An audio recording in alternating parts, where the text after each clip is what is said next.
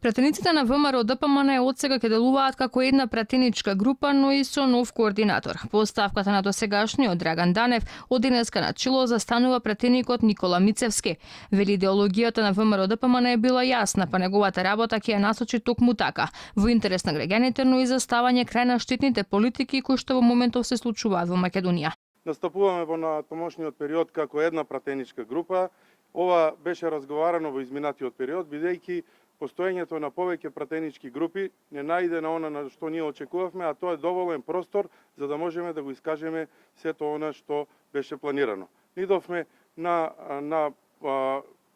не почитување на деловникот на Собранието на Република Македонија и не давање можност на тие пратенички групи да го искажат сето она што требаше да биде кажано во Собранието, а да го слушнат граѓаните на Република Македонија. Сега поранишниот координатор Данев му ја предаде палката на Мицевски, но му порача дека голема е честа, но и одговорноста да се води пратеничката група на ВМРО ДПМН во ваков турбулентен период. Вели оставката ја поднел од лични причини. Ова е моја лична одлука во разговор и во консултации со раководството на партијата и со председателот.